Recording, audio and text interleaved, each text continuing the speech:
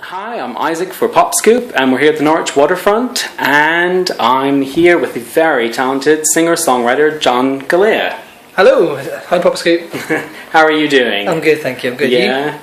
And you're Norfolk born and bred. I am indeed. Yeah. But this is your first time ever to headline here in Norwich, right? Yeah, it's a bit crazy, really. I've done shows all over the UK, but this is the first time I'm coming really back home, really, to do my first gig.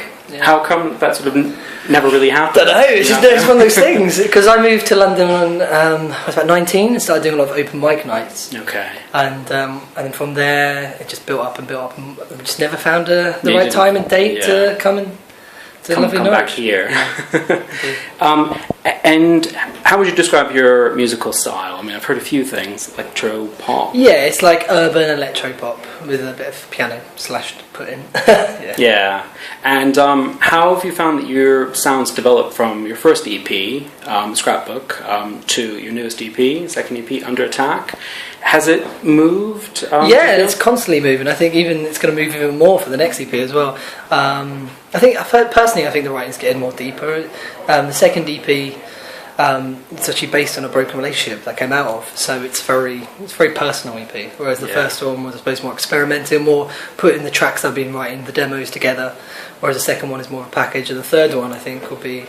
Yeah, we'll see where it goes. We'll see. Are you able to say anything yet? Or it's always a bit of a... Yeah, I want to put more piano in it, so... Okay. It'll be a lot more piano-based. Yeah, because they are led by piano. I mean, you can hear piano on quite a few tracks, but it's not as upfront. Yeah. I want to push that a little bit more for the EP, so... And you studied that classically, is that right? Yeah, in Great Yarmouth, been doing private tuition from a very young age and just learned classically... Learned how to songwrite as well that way, and it's been very beneficial playing the piano. Yeah, very helpful composing. But it was not something that you wanted to sort of continue in that way. Like, I'll play Bach, I'll play. I just I got to the highest level, grade 8, and then I was like, okay, the songwriting interested me a lot more. When I was listening to songs on the radio, I wanted to know why I liked them, and I wanted to know there was a pattern of why I liked certain songs, and then I looked who wrote them. And there were people like Dr. Luke, Max Martin, Diane Warren, and I was like, I love those people, they're great. And then I looked into how they wrote the tracks, and that bit fascinated me more than playing the classical piano, I guess. Yeah, I was going to ask you about that, because you said you were quite interested in structure to the music, and of course, a lot of people don't know Max Martin, don't know Dr. Luke, and they're the people that structure everything for those songs. What do you do for your structure? Do you really sit down and kind of have a think before a song, or does it just? I try to base it on personal experiences. I think that's the best way. You can't always do it, especially if you're writing for another artist and you've got a deadline or something. But I try to write from the heart, so that's where I begin with the idea of what I want to say, and then me on a piano, and then I just freestyle from there, really. Yeah, is it you and the piano? Is that that's how everything starts with lyrics as well? I mean, will you sort of lyrics beforehand? And then once I've got the structure, I'll go in with a producer and we'll work together and kind of see how it sounds and stuff and see how it goes. Yeah. That's how it usually works, yeah. And you've had a few producers that you've worked with, right? Yeah, I've been very lucky recently, especially in the Under Attack EP. Been working with the Monarch, who were fantastic. Yes, and you worked with Aura and Cheryl Lloyd as well, right? They're amazing guys. And the Club Junkies again, brilliant guys. Done remixes, yeah. And they did Chasing Down Tornado on this one, so they did the full production. And a fantastic writer called Dean Muscat, which I've always been working with from early days, only. And me and him just click songwriting wise, and his productions are great, and so it all just came together really for this EP.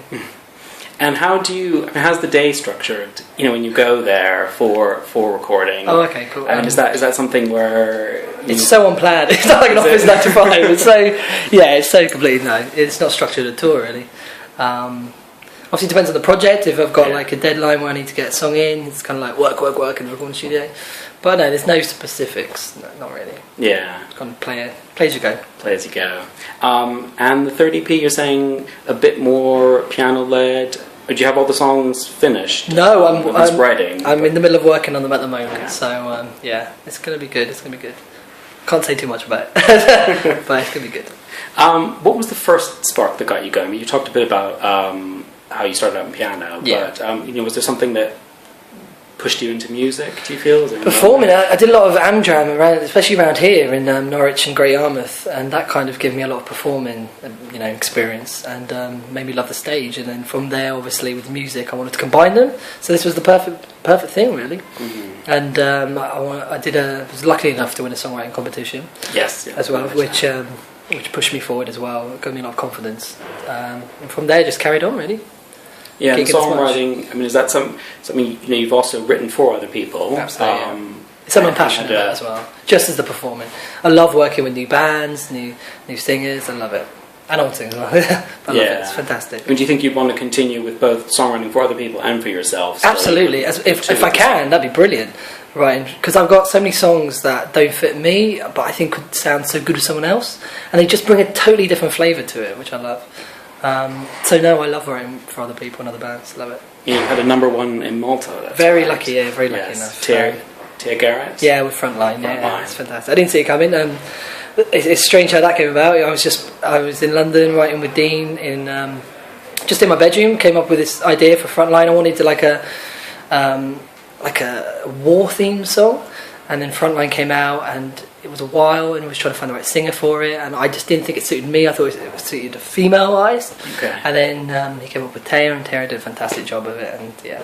Yeah. Is that what happens? You sort of write a song, and you begin to see that perhaps this isn't really me? Yeah. It comes from a very personal experience, but then you look at it, and it just, I don't know, I just see it for someone else, and I'll keep this. It just depends. Is there somebody that you really, really like to work with, if you could choose anyone? Oh, there's so many, man. So many. It's asked a lot, but it is like Labyrinth on a weekly basis. Labyrinth would be great to work with. Yeah. There's so many people. Is it R&B and grime? Is that more sort of the area? Rap as well that you'd like to? For me personally, as an artist, at the moment, I like that crossover.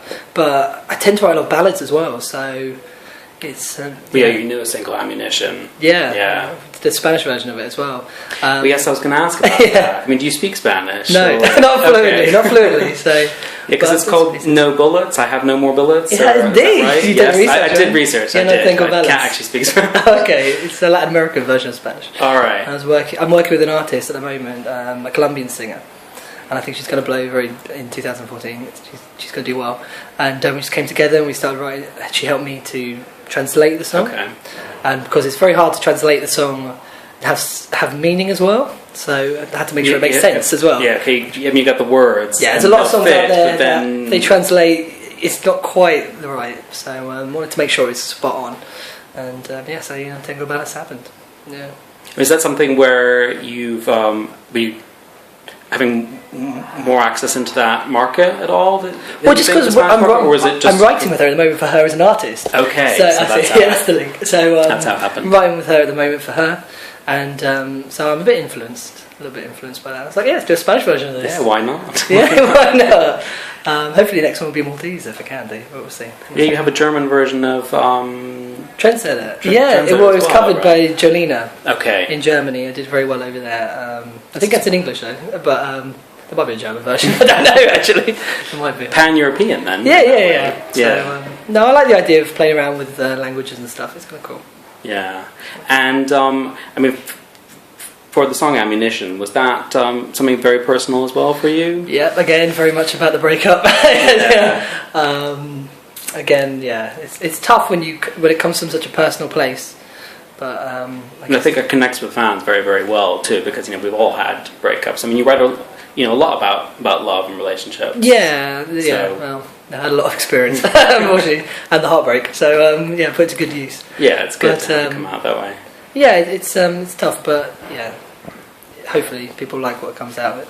Yeah, and coming up, so you said your third EP. Yeah, hopefully it'll be out this year, and on soon. We're hopefully doing a tour in April, March time. So we'll be hoping to go around the UK. Great. Different places again, which is fantastic. Love visiting different places and see how that goes, and hopefully another video as well, another single release, because I love doing the videos as well. Well, yes, I was going to talk about your you playing an old man. Yeah, oh my god, it's great. Yeah. Well, that was on Gold Digging. Yeah. And just the concept, I don't know if anyone's seen it. It's basically an old man. I have a heart attack. and because of the younger me comes in, steals my girlfriend, and then he realises that she's a gold digger, so gets rid of her as well. But no, it was great fun. 3 hours in makeup. It looked very believable. I mean, I don't know what you look like as an old man, but it looked. Hopefully I don't look like that. For this worrying, but no, it's all good. I came on set and people were like, "Oh my god!" And I was like, "Oh, okay, they have made it's a change." It was very good, very good. It was fun to do, and all the guys on it were fantastic. It was good. Yeah, it's nice to have your Amdram things come out too. Yeah, especially like I can tap that. I can use that. The acting and stuff. Yeah, I love doing that. And who knows, in the future maybe go down a bit of acting as well. We'll see. Yeah. Oh well, it's great to talk to you about the music stuff. Yeah, and absolutely. I thought we'd ask you a few sort of fun questions about yourself. Yeah, totally. If you wanted cool. to, yeah. Just a bit sort of for the fans. It's always good. Quick fire, if you can. Yeah, of course. If I can too. Go on a bit. But what's your favourite colour? Red. Red. Favourite animal? Do you have one? Oh, giraffe. Giraffe. That's good. Random. Do you support a team or a sports star at all? No.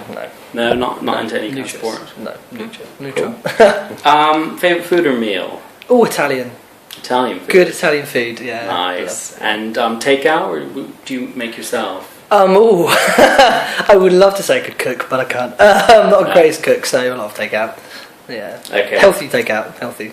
Yes, of course. Yeah. On tour as well. Of course. It's always it's easy to eat healthy. Favorite film of all time? Whoa, that's a toughie. I don't know if I can answer that one. Favourite film in the past few months? I've just seen 12 Years of a Slave. Okay. Oh my god, that's an amazing film. Absolutely amazing. I'm into history films as well. Bit of a geek in that respect. I like it. So yeah, have you seen the film? Not yet. Oh, it's amazing. You have to. It's fantastic. Oh, that's neat. First album you ever bought with your own money? First album is it's old school 90s. It was I think it was Daydream by Mariah Carey. Okay. Yeah, proper old school. It's always really interesting to find out what people bought. Yeah. It's not exactly what you think. Yeah, absolutely. It was proper. No, I heard Mariah singing. I was like, oh my god, she's got an amazing voice. And I was like, okay, so I bought that. Do you still hear that at all, or still listen? Oh, yeah, absolutely. Yeah, it's still on my iPod. I got great best friend my iPod. Yeah. Wasn't on the iPod. What song do you have on constant repeat at the moment? The cover I'm about to perform. I'm doing a cover tonight, so I'm going to make sure that's bang on. So I can reveal it. It's Love Me Again at the moment. John Newman. Yeah. It's great track. It's a great track. Great to hear that. Last book you finished, or? Oh, it's Clive Davis's autobiography. Okay. If you know who Clive Davis is, he's like he's a manager, music label guy. But yeah, it was very fascinating reading. Yeah. Good. Coffee or tea? Coffee. I used to be a barista, so it has to be coffee. Ah, you've got the skills then. I don't have that. I just like a lot of coffee. Alright. X Factor, The Voice? Oh, I'd have to say The Voice. Yeah, it's coming back now. Yeah. They're two very different shows. They obviously have, The Voice is very on the talent for me, and then the X Factor is about the whole package for me. Yeah. So they're both great, but probably The Voice. Okay. And last gig or concert or festival that you went to that you didn't perform at? Oh, I haven't had a chance to go to any recently because I've been so busy. A few years ago then, I guess, right? So move on. Yeah. Favourite item of clothing right now? Favourite item of clothing? Jeans. These babies. Jeans. Yeah, special brand or? No, Levi's. So. Good. Am I allowed to plug that? Yeah. I think so. Now, it doesn't matter. Cool. Wear it out. Well, you might get something. You never know. Oh yeah, please do. Yes, Levi's, my favourite. Which celebrity, if you met them in person, would you fangirl about? Would you come out as your own? Huge fan of. Yeah. The McFly boys, they're fantastic dudes. They're really down to earth guys and really talented guys. Is that very fun touring with them? Absolutely, they're fantastic. They're fantastic guys, and yeah, they're brilliant guys. So I'd say that. Yeah, good.